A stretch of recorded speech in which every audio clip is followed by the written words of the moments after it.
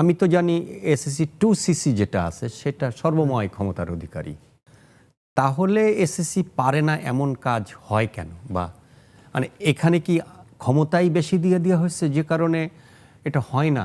মানে যে কথা সে বলল যে 33,000 কোম্পানি এনবিআর রিটার্ন সাবমিট করেছে, মানে 33,000 কোম্পানি করে নাই, 53,000 কোম্পানি করেছে, কিন্তু 33,000 কোম্পানি আইসিএবির কোনো সার্টিফিকেশন দেয়নি। তাহলে এখানেই তো এসএসসি তো অনেক ক্ষমতা আছে, কিন্তু কিভাবে এইটা করা যায়? এই অ্যাকাউন্টেবিলিটি কিভাবে আসবে?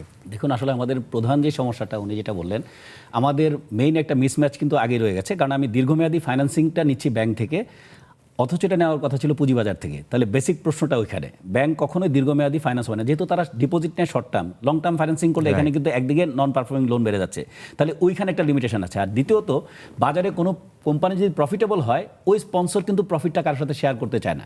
তখন বাধ্যতামূলকভাবে কোন কোম্পানিগুলো আসে, যেগুলো দেউলিয়া অথবা দেউলিয়া হওয়ার পথে, তখন পেপার বেসড কোম্পানি হয়, যে আসলে কোম্পানির কোনো ফাংশন নাই, কিছু নাই। আপনি ধরেন, আপনি যদি রিসেন্টলি যদি দুটা কোম্পানির কথা বলি, টেকনো ড্রাগ এবং এশিয়াটিক ল্যাব, নিয়োগের মানে এটা যখন লিস্টেড বা তালিকাভুক্ত হবে, তার আগে কিন্তু পত্রিকায় বিশদ রিপোর্ট আসছে, মূলধারা পত্রিকা সমকালে। সেখানে আসার পরেও কিন্তু ঠিকই তালিকাভুক্ত হয়ে গেছে। এবং এই কোম্পানিগুলোর আলটিমেটলি দেখা যাবে অ্যাবসলিউটলি পেপার বেসড। এইখানে বাজারে আমাদের যেটা প্রধান সমস্যা, যেই মালিক পক্ষ বাজারে আসে উনি অসৎ, নাম্বার ওয়ান। এবং যেই সব stakeholder asset under management, বা আমরা অ্যাসেট ম্যানেজমেন্ট কোম্পানি বলি অথবা আন্ডার রাইটার বলি বা ইস্যু ম্যানেজার বলি যাদেরকে, এরা হচ্ছে অসৎ।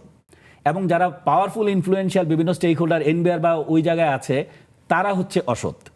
এখন এই তিনটার পরে টোটাল বিশেকের উপরে এমন সব জায়গা থেকে প্রেশার আছে, তারা কিন্তু সেই প্রেশার হ্যান্ডেল করার মতো অবস্থা বা ওই ধরনের ব্যক্তিত্ব আসে না, যেহেতু তারা নিজেরাই লবি করে এখানে আসে। তাহলে আপনি যদি সামগ্রিকভাবে ওই জায়গাগুলোর সংস্কার করতে না পারেন, ফেরেস্তাকে আনে বসাইলেও একই অবস্থা হবে। আর বিনিয়োগকারীদের দিক থেকে হচ্ছে যে আমরা এত কিছু পত্রপত্রিকা দেখার পরেও ওই শেয়ারটা আমরা আবার কিনতে যাচ্ছি, ওইটা হচ্ছে আমার অজ্ঞতা। মানে আমার সামনের অনেক অপশন আছে, আমি নিব কি নিব না ডিসিশন কিন্তু আমার।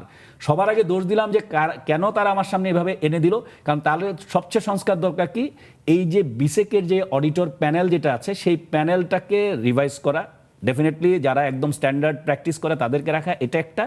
সেকেন্ডলি হচ্ছে যারা রিভিউ করে, একটা আইপিওতে আসার আগে যখন ড্রাফট প্রসপেক্টাস দেয়, এটাকে যখন রিভিউ করা হয়, তখন যাতে তারা কোম্পানি ভিজিট করে কোম্পানির রিয়েল অবস্থা দেখে প্রফিটেবিলিটি 5 বছরে যেটা দেয় সেটা কি মেক করা জনগণের সামনে প্রতারণা করার জন্য, উইন্ডো ড্রেসিং, না সত্যিকার অর্থেই সেই ধরনের ফাইন্যান্সিয়াল স্টেটমেন্ট আছে না। যতগুলো কোম্পানি আপনার আইপিওতে আসছে, মানে প্রি আইপিও কন্ডিশনের পরে পোস্ট আইপিওতে এত গ্যাপ থাকে, তাহলে সহজেই বোঝা যায় এই শেয়ারগুলো সাধারণ মানুষের সাথে ডিস্ট্রিবিউট করে দেওয়ার জন্যই একটা পক্ষ কাজ করছে। তাহলে এখানে যিনি চেয়ারে বসবেন তাকে অ্যাকাউন্টিং নলেজ থাকতে হবে, অডিটরদের লুপহোলসগুলো বুঝতে হবে। আপনি বড় ইকোনমিস্ট হলেন, আপনি অডিটর, অ্যাকাউন্টিং ফাংশন, এগুলো তো টেকনিক্যাল টার্ম, ওটা আপনি বুঝেন না।